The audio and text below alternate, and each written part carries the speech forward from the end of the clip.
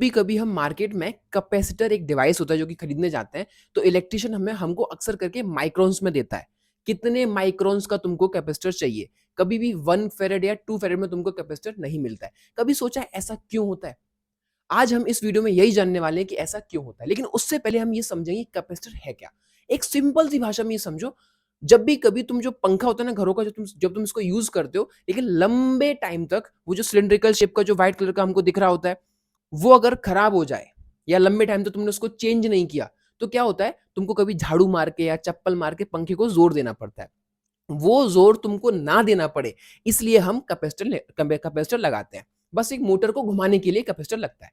अब हम वापस अपने उस टॉपिक पे आते हैं कि कैपेसिटर का वैल्यू 1 फेरेड या 2 फेरेड क्यों नहीं होता है। तो जब भी कभी हम कैपेसिटर बनाते हैं, तो हम एक फॉर्मूला यूज करते हैं, C is equals to epsilon not A upon D.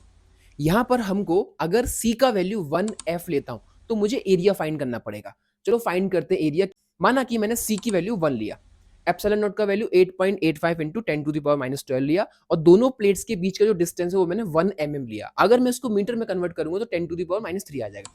जब मैं इन सारी वैल्यूज को इन फॉर्मूले में पुट करूंगा, तो मेरे पास ए का जो वैल्यू आएगा, एरिया का जो वैल्यू आएगा, वो आएगा लगभग 111 से 113 किलोमीटर स्क्वायर। मतलब कहने का ये है कि अगर मेरे पास कैपेसिटेंस 1 फेरेड का मुझे चाहिए, तो कम से कम एक प्लेट का एरिया 113 स्क्वायर किलोमीटर होना चाहिए। भैया इतने स्क्वायर किलोमीटर में तो एक सिटी बनती है। तो इतनी बड़ी प्लेट को बना के फिर उसको रोल करके छोटा सा कैपेसिटर बनाना बहुत ना के बराबर है। अगर तुम्हारे पास कोई बंदा ऐसा हो जो बना दे, तो मेरे को बता देना। एक और बात सुनो, 1 फेरेड का कैपेसिटेंस तो पूरे के पूरे अर्थ का नहीं होता है। कैसे नहीं होता? फॉर्मूला होता है C is equal to 4 pi epsilon not r. R क्या है यहाँ पे? रेडियस ऑफ अर्थ है।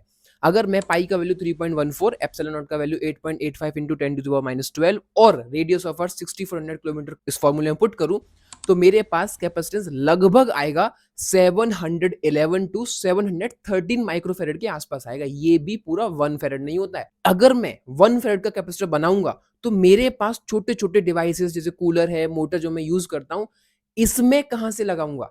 इसलिए मार्केट में जो कैपेसिटर मिलता है वो माइक्रोन्स में मिलता है। तो इलेक्ट्रिशियन तुमको माइक्रोफेरेड का कैपेसिटर देके बना नहीं रहा है। उस बेचारे की दुकान खुद 4x4 के एरिया में बनी हुई है। अब तुमको वो 113 स्क्वायर किलोमीटर का जो कैपेसिटर है वो कहां से बना के दे दे?